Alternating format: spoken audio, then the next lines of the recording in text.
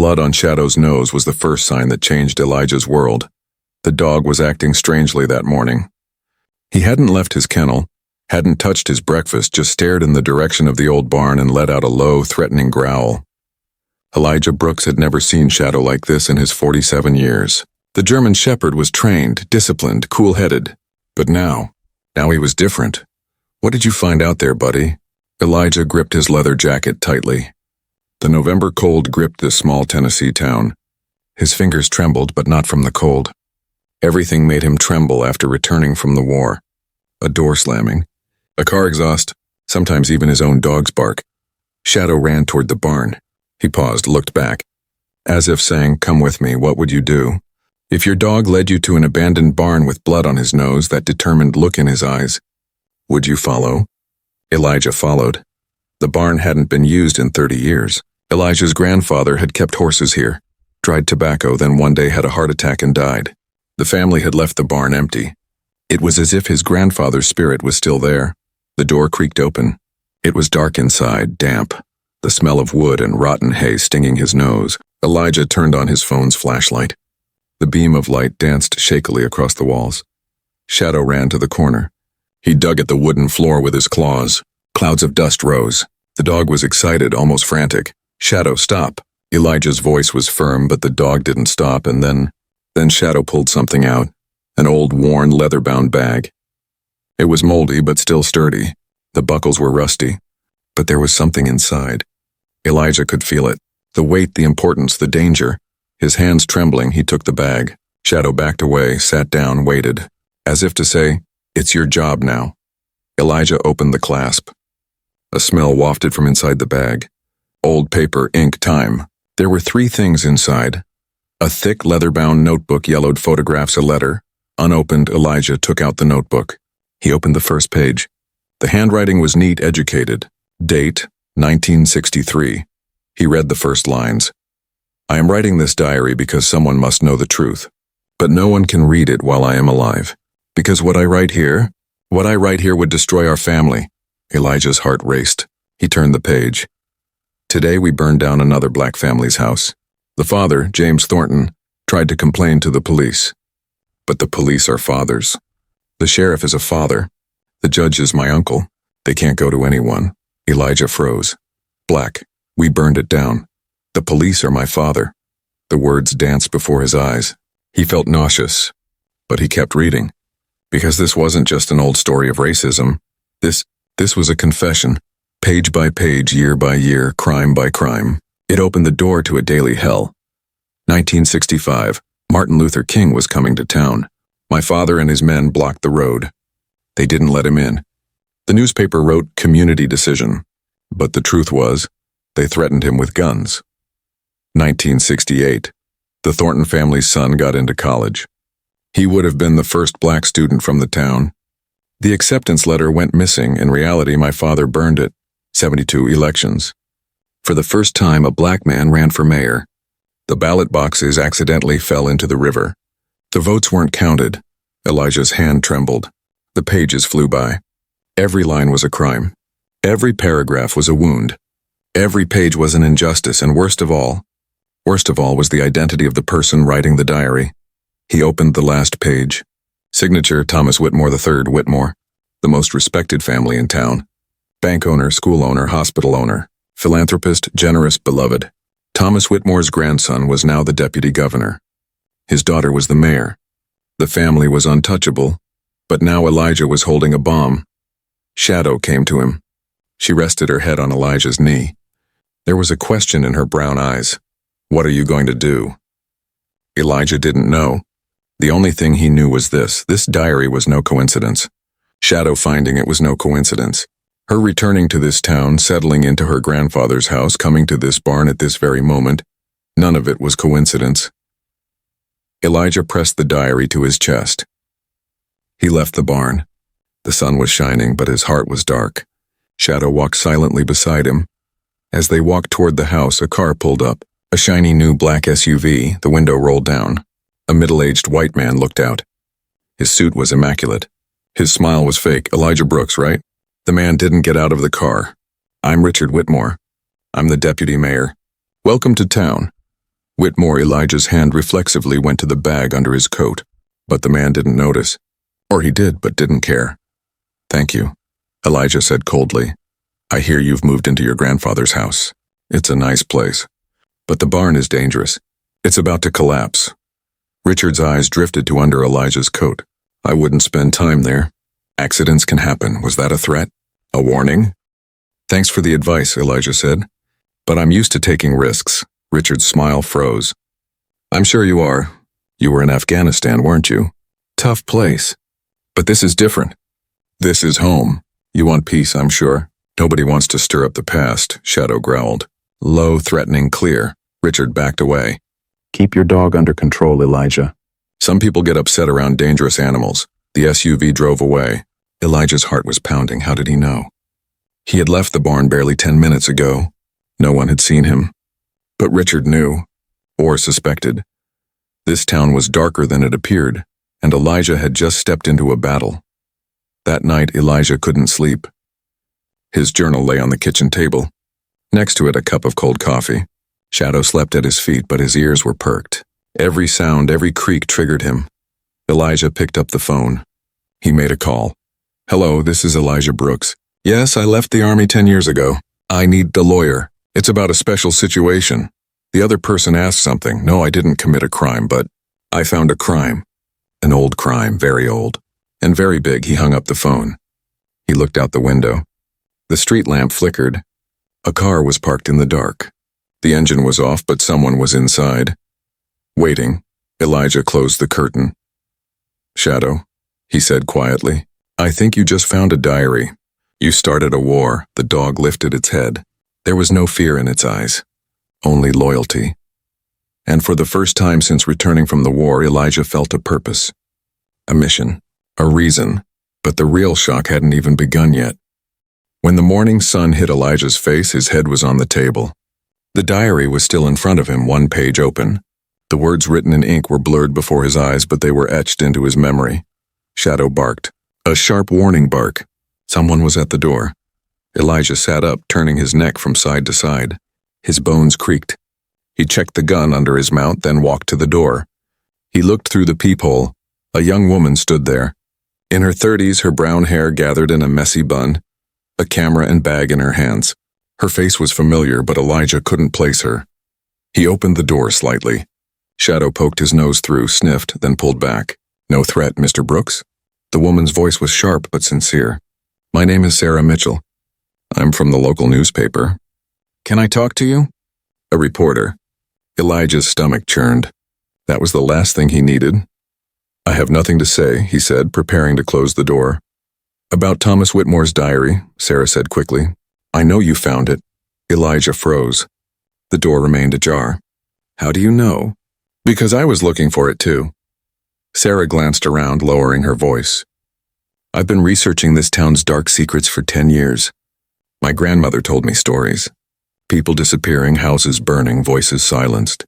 But I never found any proof. Until last night when I heard Richard Whitmore called an emergency meeting." "What meeting?" "I don't know. But it was urgent. Midnight. All the family members were there. And early this morning they went to the town council. Something scared them. And the only change was seeing you go into the barn." Elijah studied the woman. She could be lying. Maybe the Whitmores had sent her. But there was something in her eyes. Anger, determination, pain. Elijah knew that look.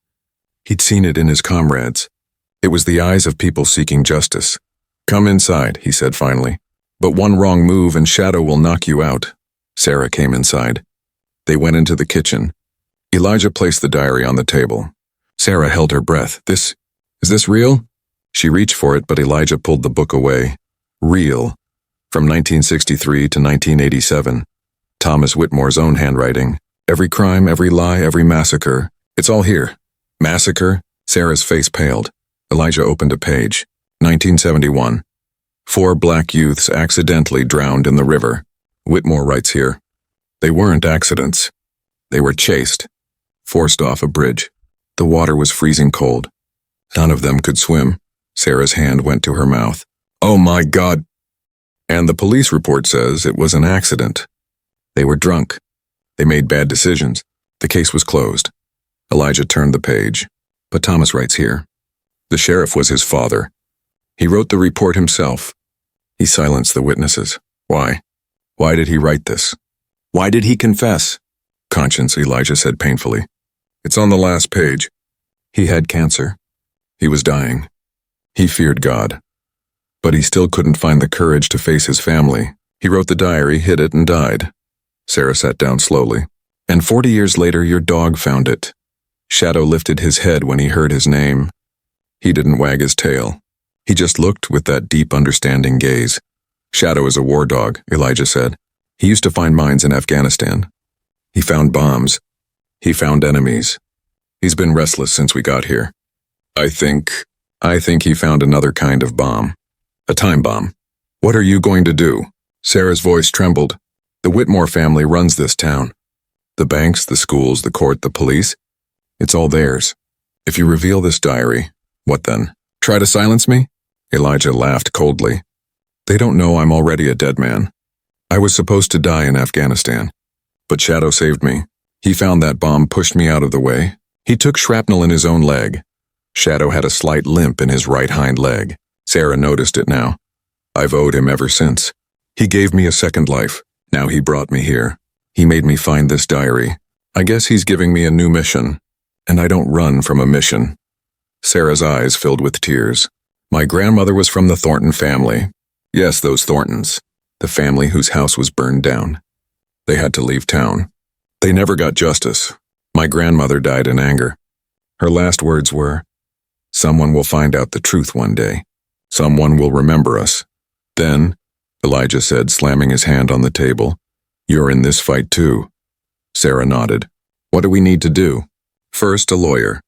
Then evidence. This diary alone isn't enough. We need witnesses. We need documents. We need those families' records. Cemetery records, hospital records, everything.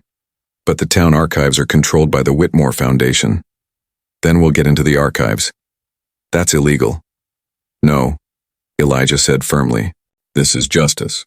The law is one thing, justice is another. I learned that in the war." There was a knock at the door. This time it was hard, insistent knocks. Shadow jumped up, bared his teeth, let out a deep growl. Elijah approached the door. He looked through the peephole, uniforms, 2 policemen, and Richard Whitmore behind them. "Mr. Brooks," the voice commanded, cold. "Open the door. We have a criminal investigation." Elijah looked at Sarah. She panicked, grabbed her diary, stuffed it into her bag. "Is there a back door?" "The laundry room. It leads out to the garden." Sarah slipped quietly to the rear. Shadow accompanied her, then returned, standing beside Elijah. Elijah opened the door. "Yes?" One of the policemen, an older man with gray hair, took out his badge. "I'm Sheriff Daniels. This is Deputy Monroe. We received a report that an item belonging to Mr. Whitmore was stolen." "What item?" Elijah's face was expressionless. Richard stepped forward. He was smiling, but his eyes were ice cold. "Our family heirlooms. An old bag. It was hidden in the barn. It disappeared last night, and you went into the barn. The barn isn't yours. It belonged to my grandfather." "Yes, but the bag is ours. My father put it there years ago to keep it safe." "Is that so?" Elijah folded his arms. "Then how did you know about it? That barn hasn't been used in 30 years. How did you suddenly remember?" Richard's jaw tightened. "Family memories are unforgettable. Do you have a search warrant?" Elijah looked at the sheriff. Sheriff Daniels looked uncomfortable. "Mr. Brooks, you can show us voluntarily. It'll make things easier." "No," Elijah said. "You won't search my home for your personal belongings. Bring a warrant, then we'll talk." Shadow stood beside him, eyes locked on Richard. The dog recognized him, maybe by scent, maybe by energy. But he knew he was an enemy. Richard took a step closer. "Be careful, Elijah. This town isn't the town you think it is. There are rules. There's a hierarchy. And you're just an outsider." "An outsider?" Elijah's voice dropped dangerously low. "My family's roots run 100 years deep in this soil. As deep as yours. The only difference is mine sweated on this soil. Yours bled on it." The sheriff intervened. All right, let's calm down. Mr. Brooks will have a search warrant within 24 hours. Until then, I'll be speaking with my lawyer," Elijah said, and slowly closed the door. He heard Richard shouting from inside. "This was a mistake." "A big mistake. Elijah peeked through the curtain and watched them. They left, but not far. The SUV was waiting at the end of the street. One of them was talking on the phone. Sarah slipped in through the back door. Did they leave? No, they'll wait. They'll wait until they get the diary. Then what do we do? Elijah took his phone out of his pocket. He dialed a number. It rang 3 times before it was answered. Marcus, it's Elijah. Yes, it's been a long time.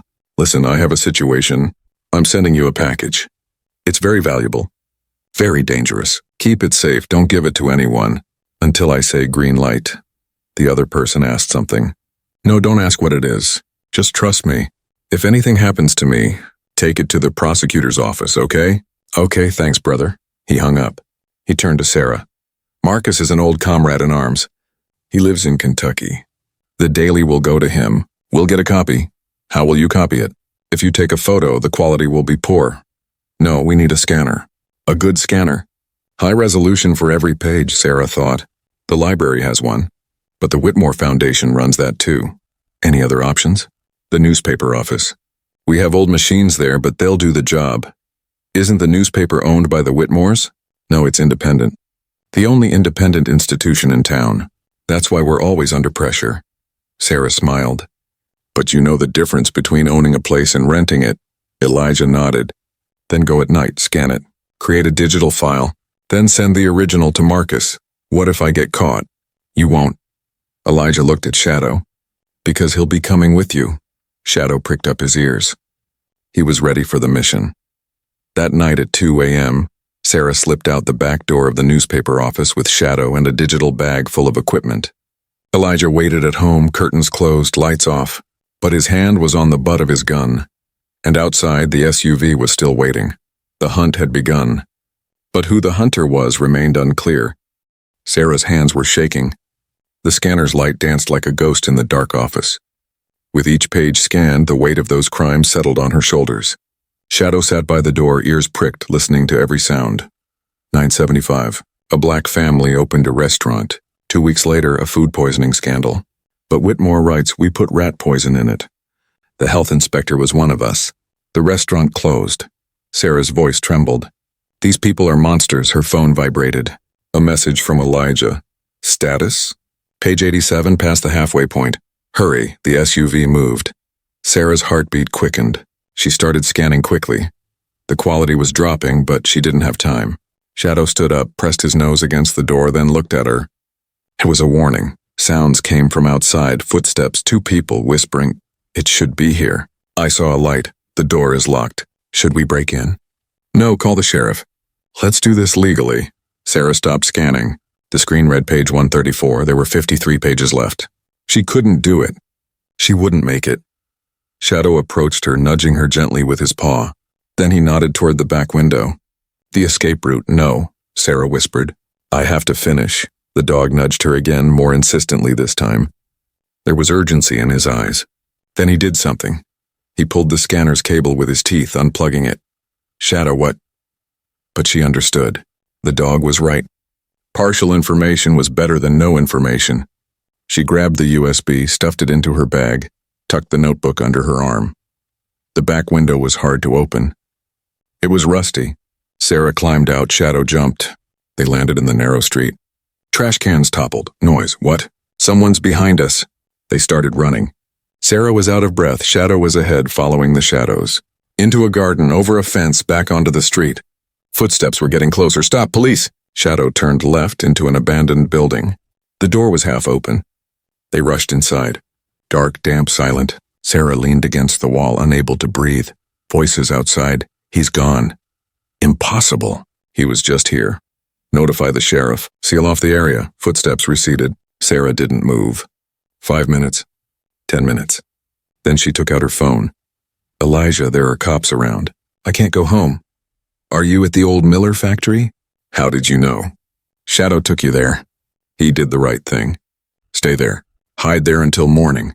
I'll pick you up. But the diary, is the diary safe? Yes. Is the USB safe? Yes. Then you're safe too. Shadow is with you. He'll kill for you. Don't worry, the phone went dead. Sarah looked at Shadow. The dog was lying down, but his eyes were open. He was on guard. Was it like this in the wars? She whispered. Did you wait like this every night? Shadow didn't answer, but he rested his head in Sarah's hand. Warm, soft, real. She wasn't alone. When morning came, Elijah arrived. In his old pickup truck, Sarah and Shadow climbed in silently. The town was waking up, but no one noticed. The three rebels vanished in the first light of dawn, but at Whitmore Manor, Richard hadn't slept. He sat in the meeting room with the rest of the family. His mother Margaret, his brother David, his cousin Tom, they were all tense. They found the diary, Richard said coldly. The journalist and the veteran. They're working together. What will we do? Margaret's voice trembled. If this gets out, it won't. Richard slammed his hand on the table. We have legal recourse. The diary is stolen. Private property. We'll go to court. What if they publish it first? Tom asked. They can't publish it.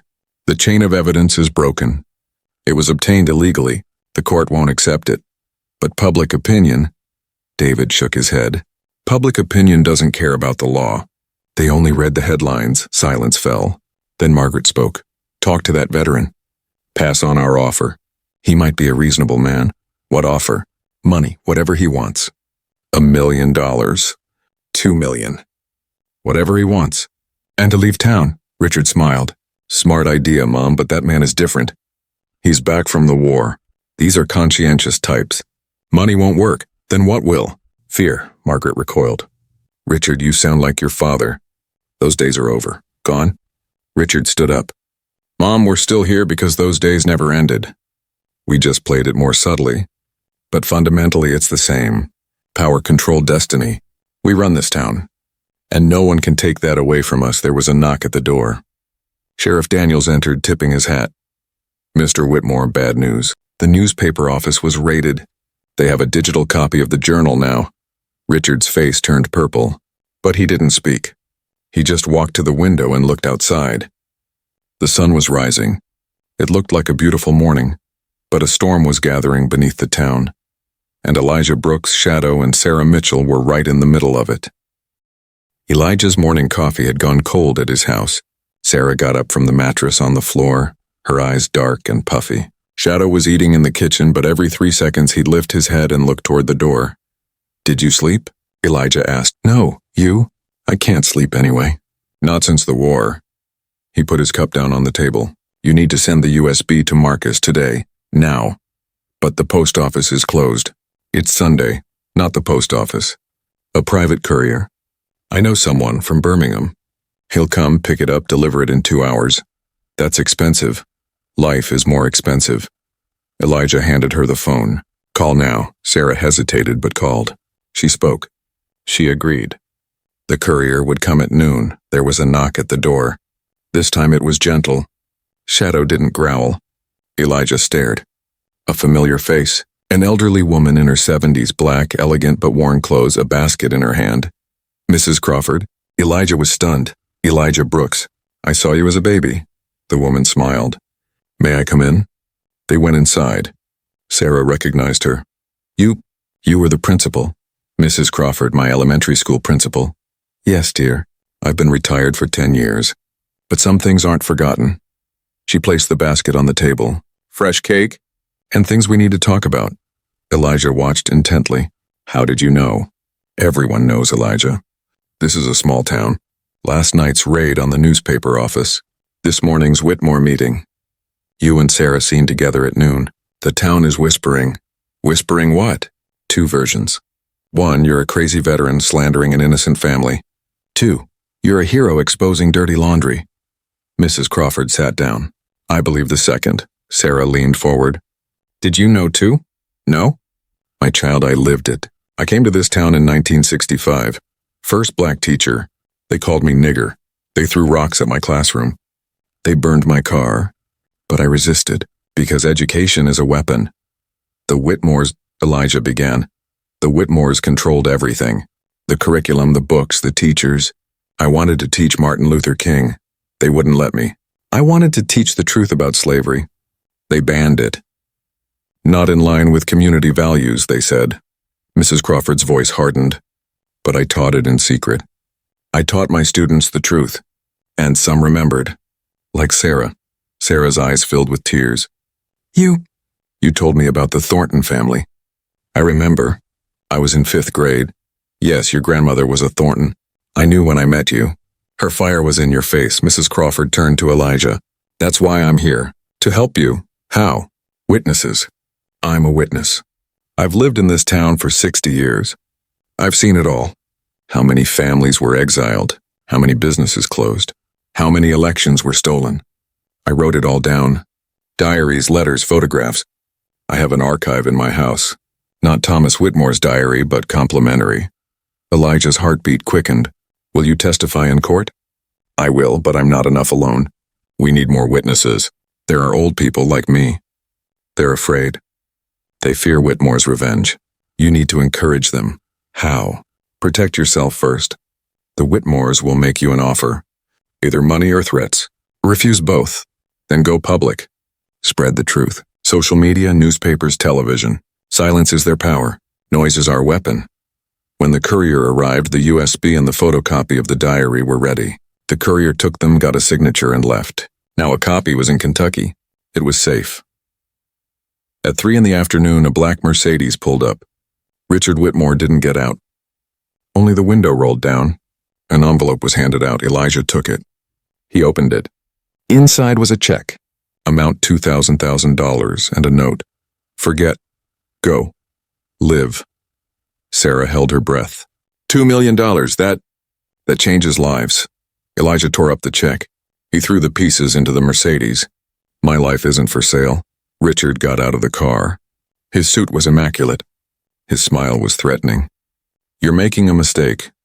Maybe, but I'm making the right mistake. The right mistake? Richard laughed. Don't get philosophical, Elijah. This is the real world. Here, power wins. And my power is greater than yours, is that so? Elijah approached.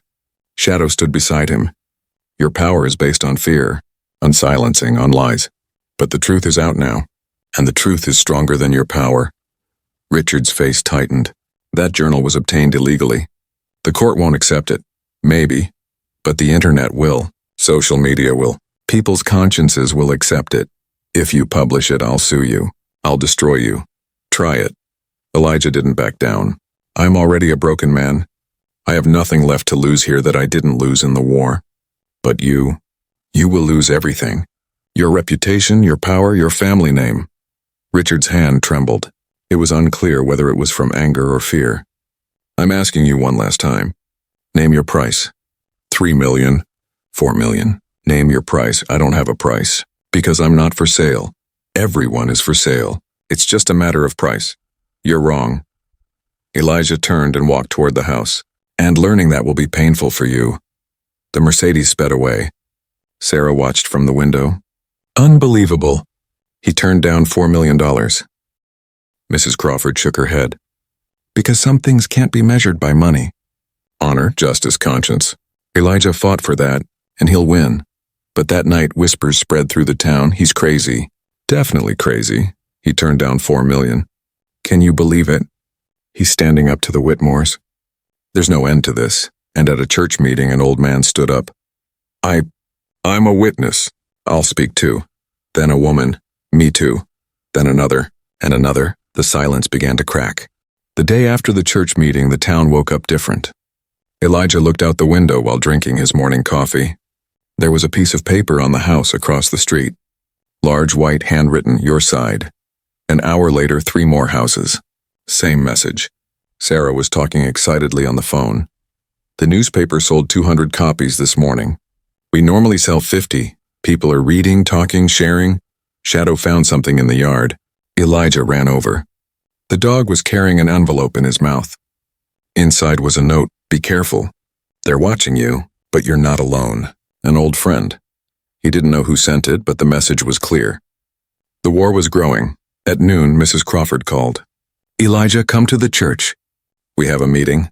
17 witnesses are ready. They will all speak. Elijah and Sarah went to the church. Shadow came too. The church was full. Old people, young people, black, white, mixed. Mrs. Crawford stood at the front. Friends, today is a historic day. We will talk about the truths we have kept hidden for 60 years. She turned to Elijah. Begin. Elijah stood up. He took out his diary. He opened its pages. And he began to read. Every page, every crime, every lie. People cried. They were angry. But they listened quietly. Then the witnesses spoke. The first was an elderly man, 80 years old. I'm James. In 1970, they burned down my father's shop. They didn't pay our insurance. You burned it down yourself, they said. We went to court. Judge Whitmore presided. He dismissed the case, then a woman, 65 years old. I'm Martha. I became a teacher in 1982. The first black teacher after Mrs. Crawford. They left racist notes for me. Don't touch our children, they said. The principal was Whitmore. He did nothing, a young man, 30 years old. Me too. My father applied for a job at Whitmore Bank in 2005.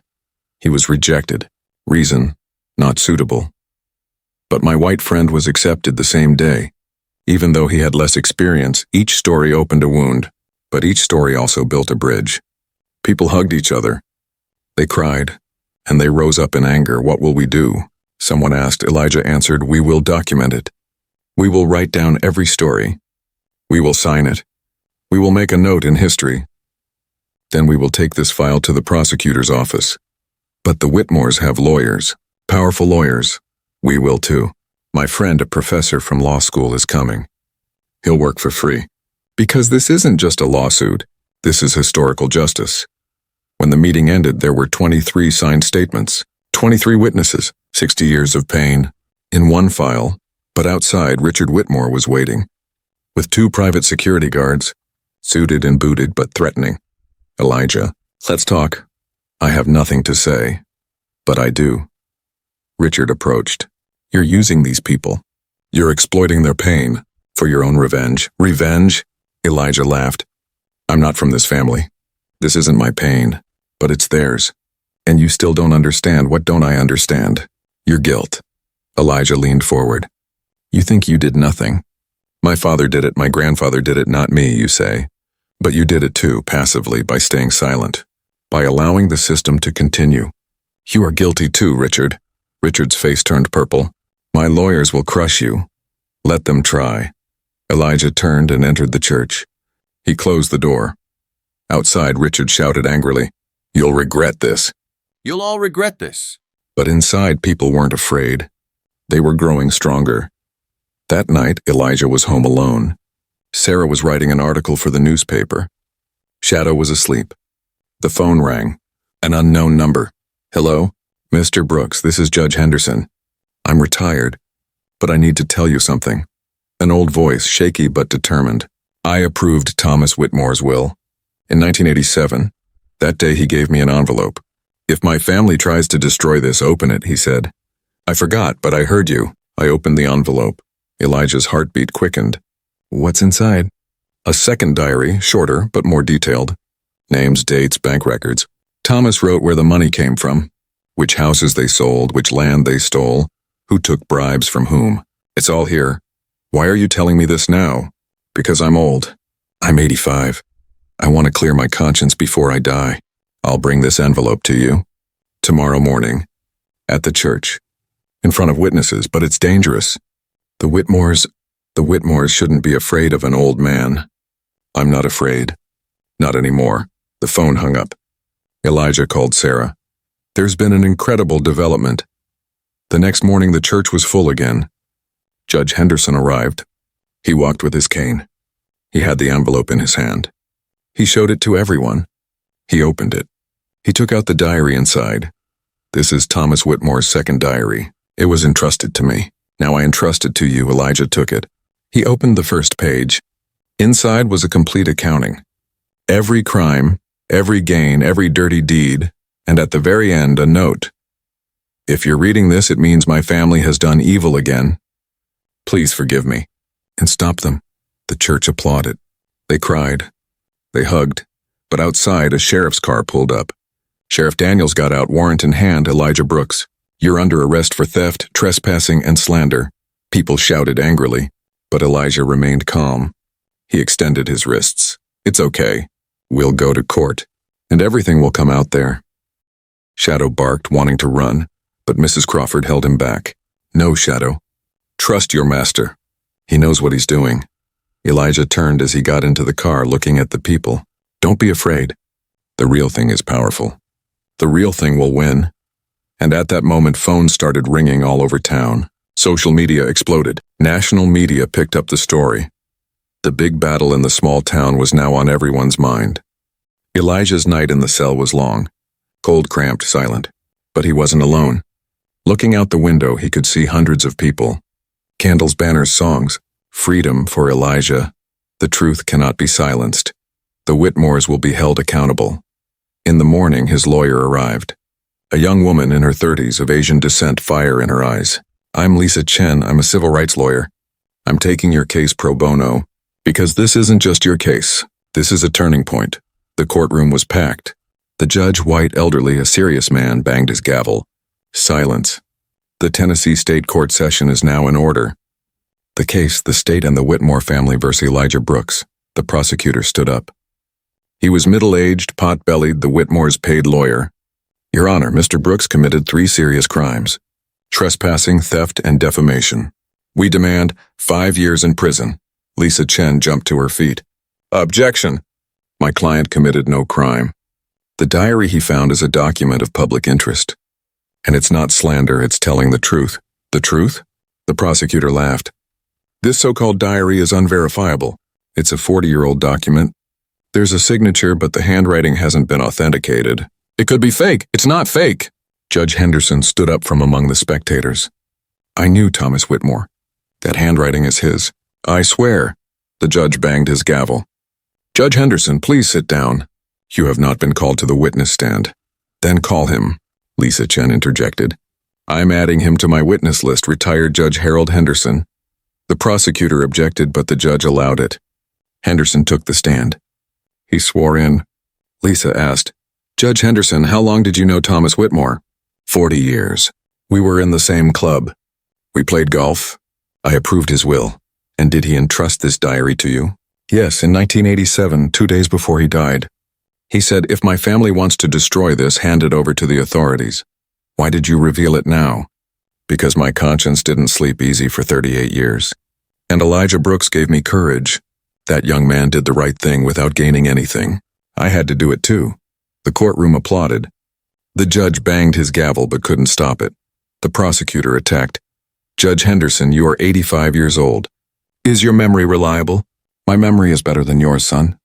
"I still win chess tournaments." Laughter. The prosecutor was annoyed.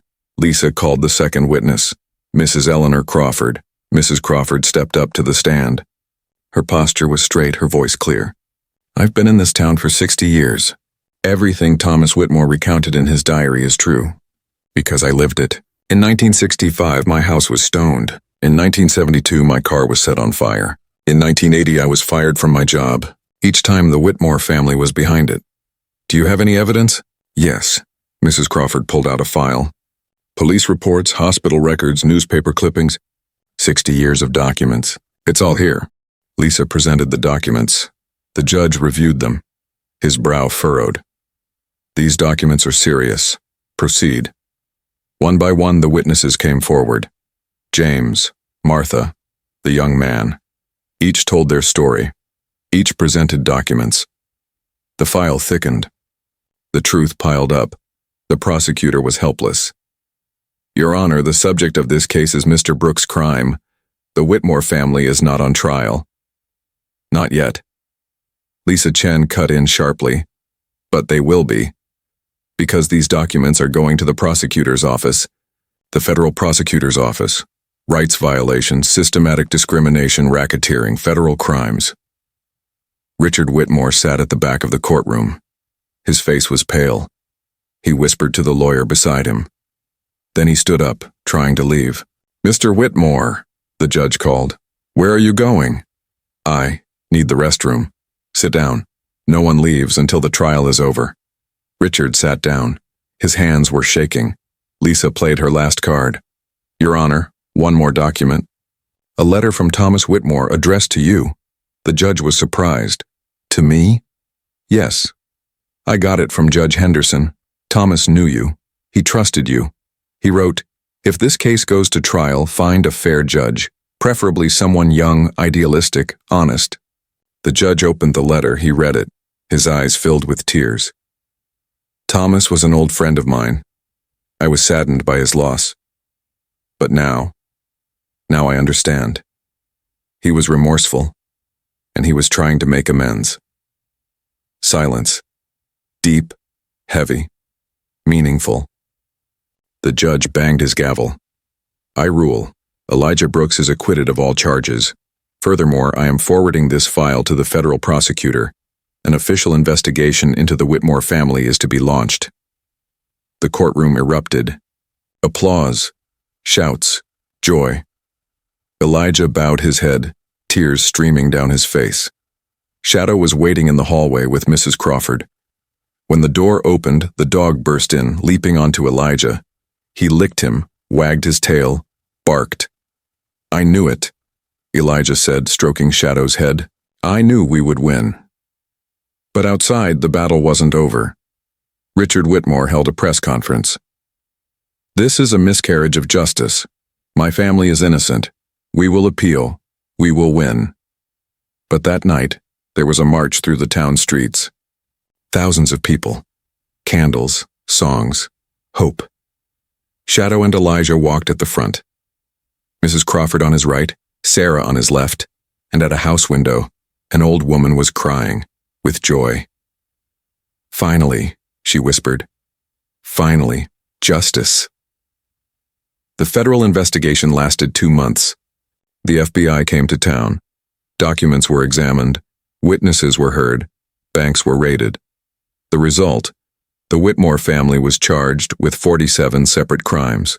Richard Whitmore, his mother Margaret, his brother David, all were arrested. Their assets were seized.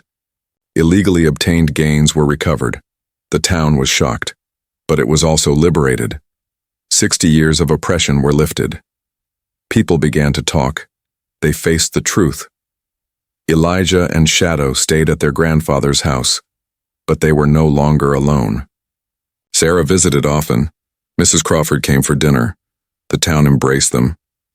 One day Elijah went to the barn. With Shadow. It was where it all began. He looked at the wooden floor, where the dog had dug. You knew, didn't you? He whispered. You were here to find this diary. It wasn't an accident, you were on a mission. Shadow tilted his head. It was as if he was saying, yes. Elijah knelt down and hugged his dog. Thank you. You didn't just give me life. You gave me purpose. And in that moment, in that old, decaying barn, a veteran and his dog found each other. Both had come from war. Both were covered in wounds. But together, they had healed.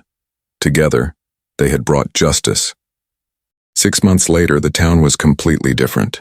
Whitmore Bank had closed, replaced by a cooperative. Whitmore School had changed its name to Eleanor Crawford Elementary School. Mrs. Crawford spoke at the opening, cried, and hugged the children. Elijah was sitting in the garden.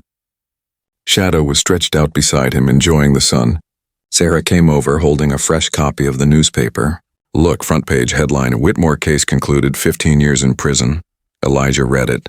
Richard Whitmore, 15 years, his mother Margaret, 10 years, his brother David, 12 years. Charges? Corruption, rights violations, money laundering, conspiracy. It's over, said Sarah. It's really over. No, said Elijah. It's just begun. Finding justice is over, but healing, that's just beginning. That evening, there was a memorial service at the church for the Thornton family, for the burned house, for the lost dreams. Sarah placed her grandmother's photo. She cried, but this time she was at peace. Grandma, she whispered, you finally got justice. You were finally remembered. Elijah placed a photo too, his grandfather's. Grandpa David, your house won us this fight. Justice was born on your land. Mrs. Crawford spoke. Today we are not just remembering the past. We are building the future. This town is different now. Transparent, fair, equal. But we must be careful. Power can corrupt again. Silence can gather again. Our duty, to stay vigilant. The community stood up. They held hands, they sang.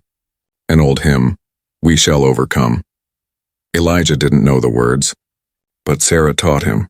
Even Shadow howled, joining the melody. But that night after the ceremony, as Elijah drove home, a car followed him. Black, windowless. Elijah noticed. So did Shadow. The dog grew restless. The car sped up, passing Elijah and stopping. The door opened. A man got out. A familiar face, but who? Elijah Brooks? The man approached. Suited, formal, serious. I'm Agent Morrison, FBI. I need to talk to you. Elijah was on guard. The case is closed.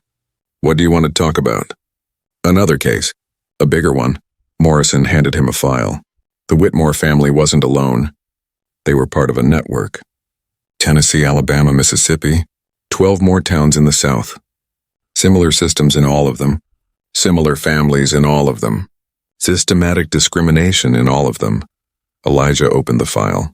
Inside were names, documents, maps. It really was a network. Organized, institutional, generations old. What do you want from me? Your help. You won this fight. People trust you. They listen to you. Go to the other towns. Give them hope. Encourage them to speak up. We'll handle the legal side, but we need you on the social side. Elijah handed the file back. No, Morrison was surprised. No, I'm not an activist. I'm not a speaker. I was just a man defending my grandchild's rights. That's all, but now you're more than that. Now you're a symbol. A hope. I don't want to be a symbol. Elijah turned back to his truck. I just want peace. With Shadow in this house on this land, I want nothing else. Morrison called after him. What about the others? What about people like you who are waiting for justice? Are you going to abandon them? Elijah stopped, turned. I fought, I won. Now it's someone else's turn. But that night he couldn't sleep. Morrison's words haunted him. Other towns, other families, other sorrows. Shadow came to him, rested his head on his knee. Elijah looked into those deep brown eyes. What do you think? Should I go? Shadow couldn't answer, but there was something in his gaze. Understanding, support. It seemed to say, whatever you decide, I'm with you. In the morning, Sarah came. Did you hear? About Morrison, I heard. I refused. Why? Because I'm tired, Sarah. Tired of war, tired of the case, tired of everything. I just want to live. I understand. Sarah sat down. But I'll ask you something. If your grandfather were alive, what would you want him to do? Elijah was silent. He thought. His grandfather had always been a strong man. He never stood by silently in the face of injustice. He would go, he said finally, then you go too. His legacy isn't just this house. His legacy is courage, justice, truth. But Shadow, he's old. Travel is hard for him. Shadow stood up at that moment. He wagged his tail. He walked to the door. He waited. He was ready. Elijah laughed. I think my dog has made up his mind. A week later, Elijah, Shadow, and Sarah boarded a minibus. The FBI provided it. Destination Alabama, Montgomery. There was another town there. Similar story, similar pain. When they arrived in town, they were met with hostility. What are you doing here? Mind your own town, they said, but Elijah didn't give up. He stood in the square, he spoke. I'm Elijah Brooks. I'm from Tennessee, a town like yours. There were Whitmores there too. Here there are different names, but the system is the same, and I came to tell you change is possible. Justice is possible, but we have to speak up. Silence. Then an old woman stood up. I want to speak. My brother died in 1968. They said it was an accident. But it wasn't an accident. Then a man. I lost my house in 1975. They said you didn't pay your mortgage. But I had paid it. I had the documents. But the court wouldn't accept them. Then another person. And another. The dam broke. The truth flowed. For 3 months, Elijah, Sarah, and Shadow traveled to 12 towns. They spoke in each one. In each, they found witnesses. In each, they prepared files. And in every town, Shadow became a hero. The children loved him. The elderly hugged him. This dog is an angel, they said. He brought Elijah to us. But fatigue was setting in. Shadow's pace slowed. His breathing became heavy. One night, Elijah woke up to Shadow whimpering. What's wrong, buddy? He took him to the vet. The diagnosis, heart failure, old age. Maybe 6 months, said the vet. Maybe less. Give him a comfortable life. Elijah's world fell apart. No, Shadow is strong. He's a fighting dog. He's an old dog, and he lived a good life. Now it's time for peace. Elijah returned home. He looked at Shadow. The dog still wagged his tail. He was still loyal. But he was tired, okay? Elijah said through tears. Okay, you rest now. No more traveling. No more fighting. Just you, me, and this house, but Shadow shook his head. No. He got up, went to the door. There was one more town. One more job. He wanted to finish it, are you sure? Shadow said yes with his eyes. The last town was in Mississippi. It was the hardest. It was the quietest. But Elijah and Shadow came. They talked. They listened. And finally, a voice was heard there too. The mission was complete. 12 towns, 12 files, 12 battles for justice. When they returned home, Shadow collapsed, exhausted. But he was happy. There was peace in his eyes, and Elijah knew this was Shadow's last battle. But what a battle it was. Spring had arrived. The flowers in the garden were blooming. Elijah made a special bed for Shadow, on the porch in the sunny corner. The dog couldn't walk much anymore, but his eyes still watched everything. Every visitor, every sound, every moment. Sarah came every day. She brought special food, sometimes just sitting and talking to Shadow. You know, she would say, without you, none of this would have happened. You're a hero, Shadow. The dog tried to wag his tail, but his strength was fading. Still, he tried. He tried to show his love. When Mrs. Crawford came, she cried. This dog changed a nation, she said. People are telling Shadow's story. A dog found the truth, they say. They will never forget him. The federal investigations were concluding. 89 people from 12 towns were arrested. Hundreds of families received compensation. Institutions were restructured. Laws were changed, and in every courtroom, at every hearing, the judges asked the same question. Where is Shadow? We want to see that dog. But Shadow could no longer travel. His strength was fading day by day. One night, Elijah woke up. Shadow was whimpering. He rushed to his side. What's wrong, buddy? Does it hurt? Shadow lifted his head. His eyes were still clear. He looked at Elijah. A long, deep look. Then he tried to stand up. He fell. He tried again. No, Shadow. Rest, you don't have to get up, but Shadow was persistent. He got up, staggered, walked to the door. Elijah understood. The dog wanted to go to the barn, to where it all began. Okay, come on, I'll help you. They walked slowly. Every step was a struggle for Shadow. But he didn't give up. They reached the barn. They went inside. Shadow went right to that spot where he had found the diary. He sat down, he looked. It was as if he was saying, this is it.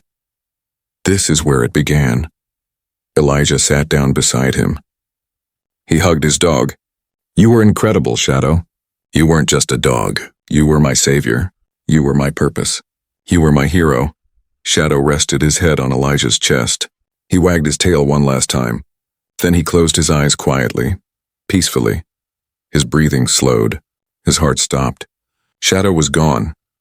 But his love, his legacy, his impact never left. Elijah stayed there until morning. He held Shadow. He cried, he talked. Thank you, he whispered. Thank you for everything. Sarah found them in the morning. She cried. Mrs. Crawford came, she cried. The town heard. Everyone cried. The funeral was held at the church. People were surprised. A church for a dog? But the priest allowed it. Shadow wasn't just a dog. He was God's messenger. He was the angel who brought justice. 500 people came.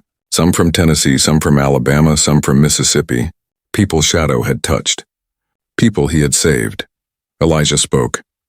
Shadow was my comrade in arms.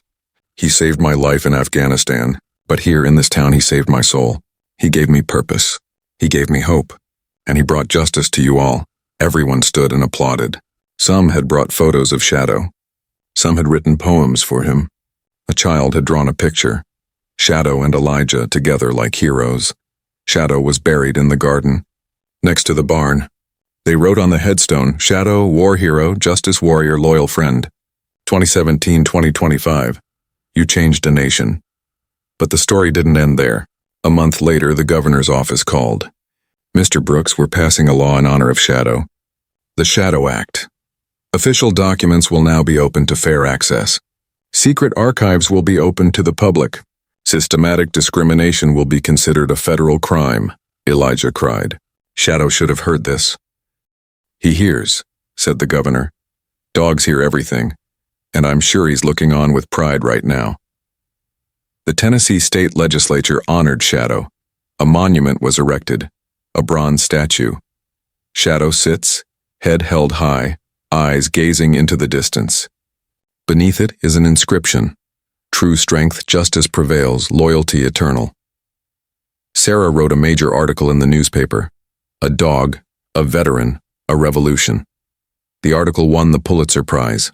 Sarah mentioned Shadow in her acceptance speech. "I just wrote it." But the real hero was Shadow. He found it. He insisted. He brought us here. Elijah was no longer alone. Shadow's bed was still in his house. His toys, his collar, everything.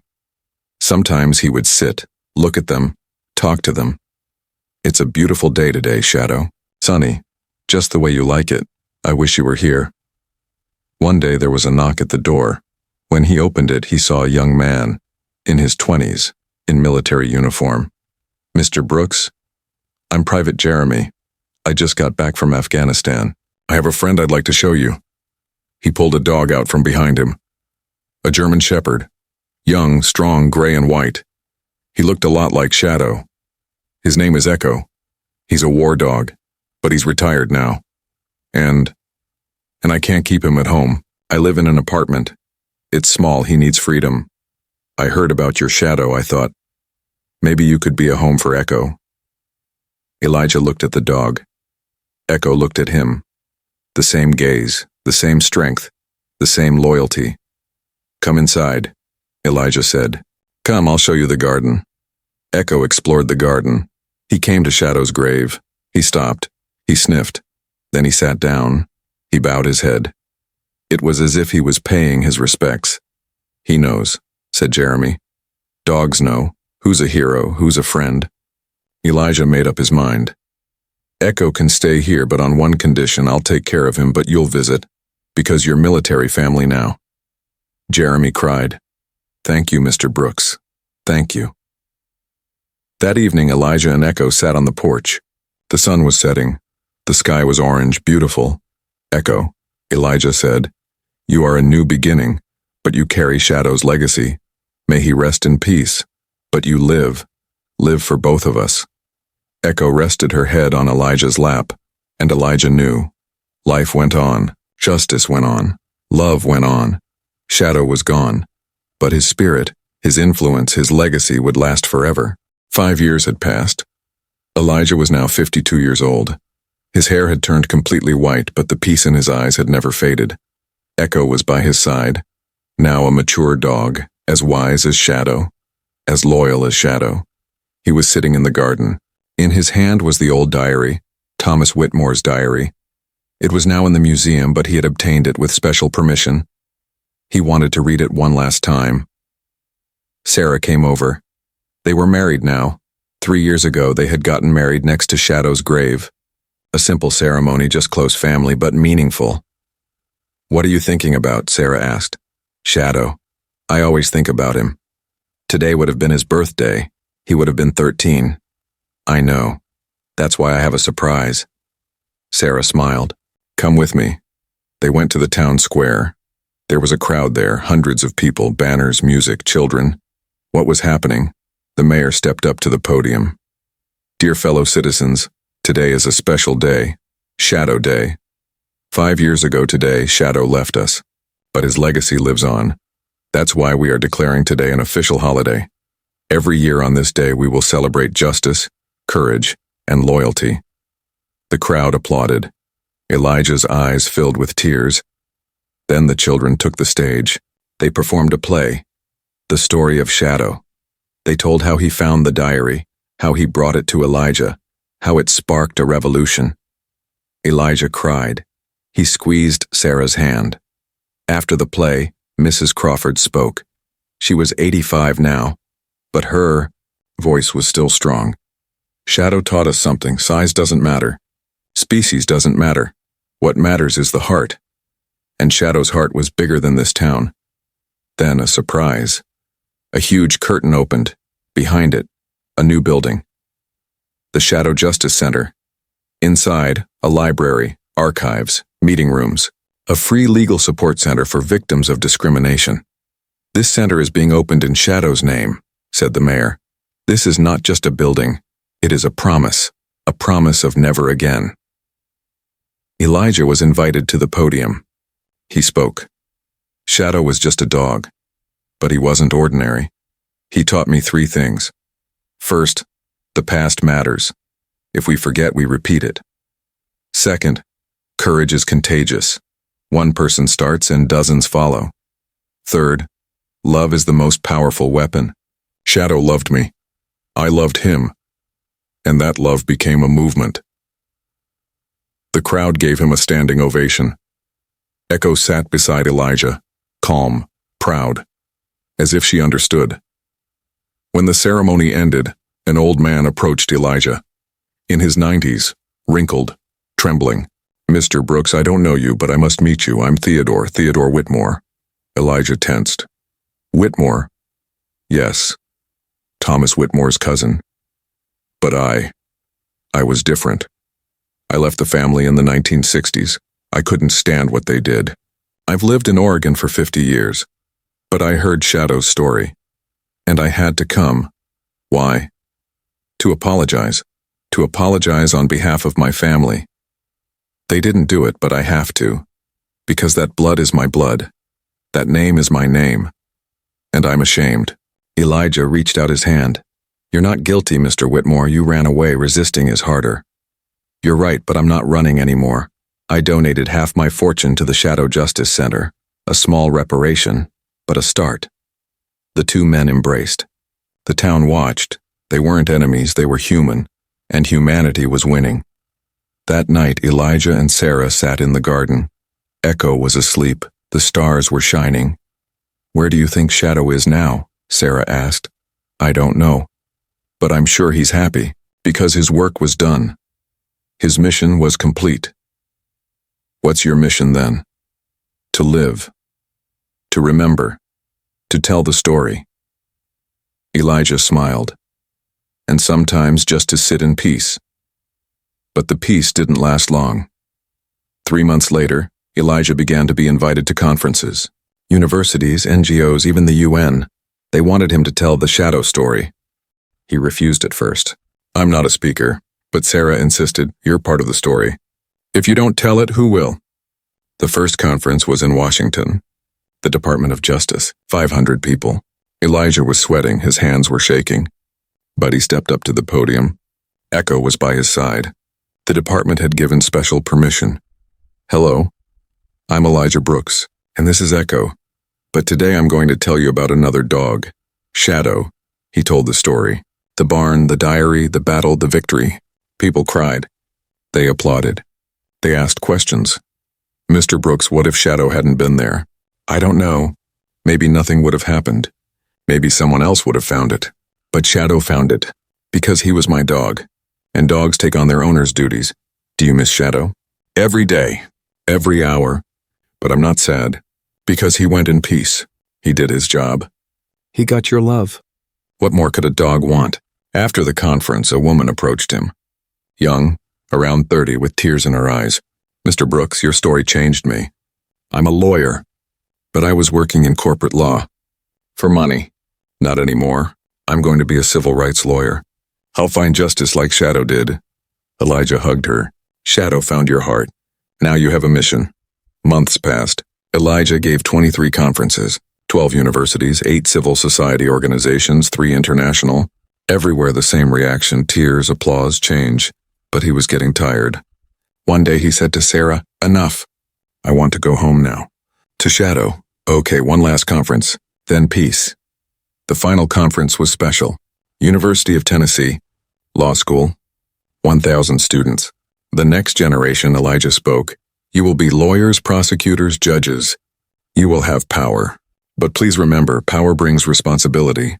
Shadow wasn't powerful, but he felt responsible. He found a diary and knew he had to share it. You will find yours too. Lies corruption, injustice. And you will decide. Will you remain silent or will you speak up?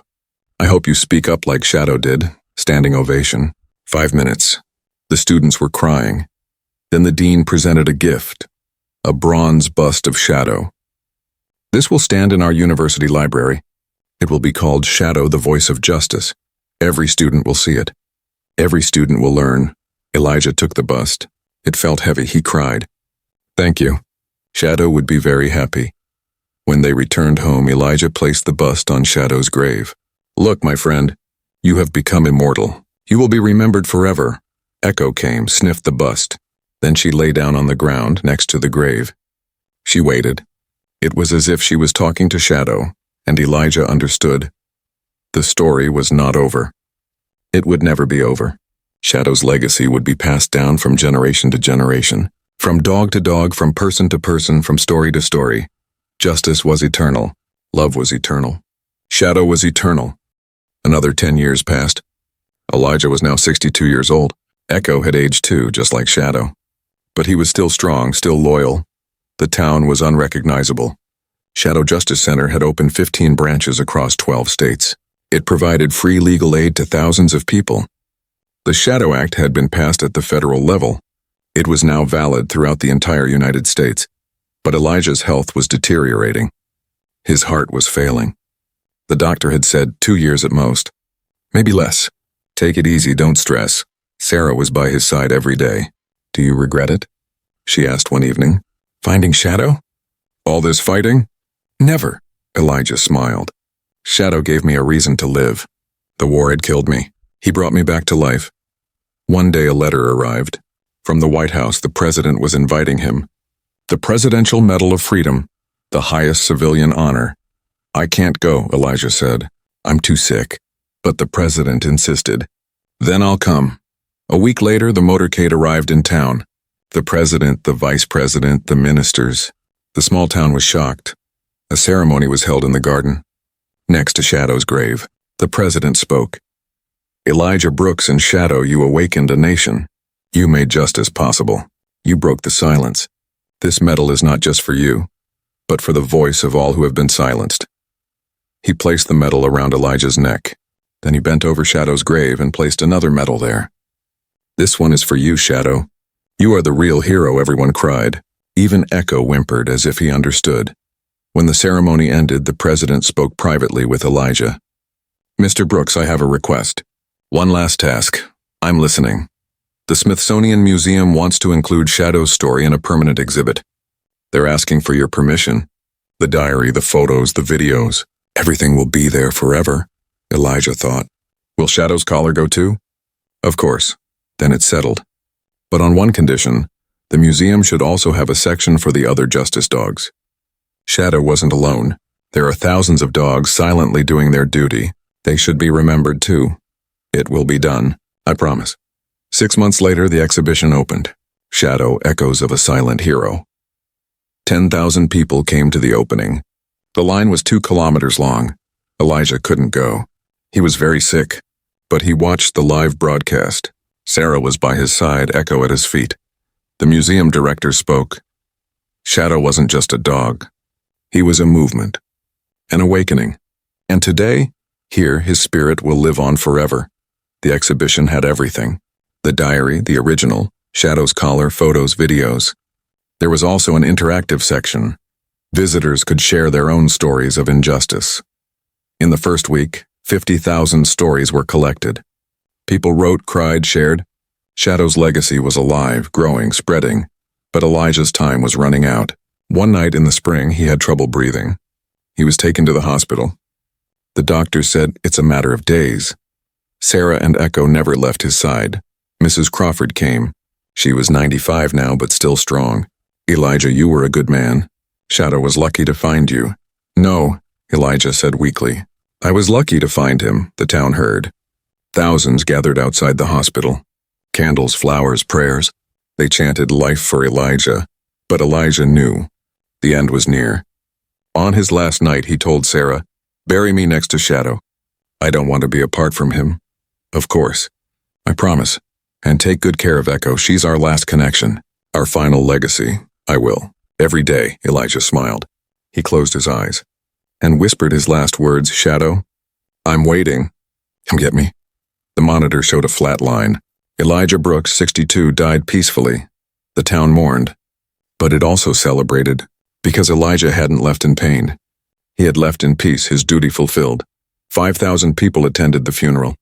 The governor, senators, judges, but mostly ordinary people. People Elijah had touched. Speeches were made, but the most moving was Echo's. When the dog saw the coffin, it whimpered, it cried. Then he ran to Shadow's grave, lay down there, waited, as if to say, "This is my place." Elijah was buried next to Shadow. 2 graves side by side, a single stone atop them. Elijah Brooks and Shadow, a veteran, a dog, a revolution. They broke the silence, brought justice, their legacy lives on. But the story didn't end there. A year later, Sarah wrote a book, Shadow's Diary, A Dog's Justice. The book became an instant bestseller. It was translated into 40 languages.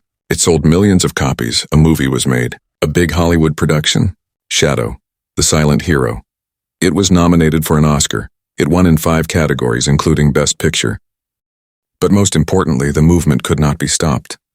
A term called the shadow effect emerged, in sociology and law and activism, meaning when a person or symbol exposes injustice and triggers systemic change.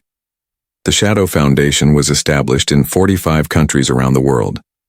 Each fought local injustices, missing persons in Mexico, the caste system in India, land rights in Kenya. Shadow's spirit was global.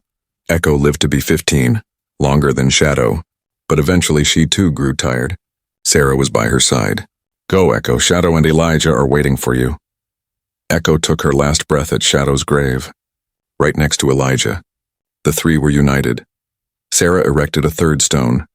Echo, Shadow's heir, Elijah's friend, carried the legacy, spread the love now with the heroes. Years passed. Sarah died at 80. She had written in her will, "Bury me with them." 4 friends forever, and so it was done. 4 graves side by side. A family. Today it is a place of pilgrimage. 100,000 people come each year. They leave flowers, pray, tell stories, and every visitor sees this. A plaque next to the 4 graves. This is Shadow's garden. This is where justice began. This is where silence was broken. This is where hope was born. You too can be a shadow. You too can find the truth. You too can be brave. You too can create change. The question is, will you? And every day, every hour, someone says yes to that question. Someone sees an injustice and doesn't stay silent. Someone finds a diary, a document, a truth, and shares it. Shadow's legacy is not dead. Because a legacy lives not in a person, but in a movement. And that movement is still growing. At the Smithsonian, children come to Shadow's exhibit. They ask, can dogs really be heroes? And parents answer, yes, because heroism isn't about size, it's about the heart. In Tennessee, there's Shadow School, special education. Dogs and children learn together, empathy, courage, justice. Around the world, Shadow Day is celebrated. Every year on the same day, people thank a dog, but really they thank each other. Because Shadow showed them, we can all make a difference. And sometimes on quiet nights when the wind blows through the garden, people swear they hear a dog barking. Shadows bark, still waiting, still protecting. Maybe it's a dream, maybe it's real. But one thing is certain, Shadow never left. He's still here, in your heart, in my heart, in the hearts of everyone seeking justice. And one day when you see an injustice, when you decide whether to stay silent or not, Shadow will be there. He'll whisper, be brave, speak up. I'm with you. Because heroes never die, they just change form and echo forever.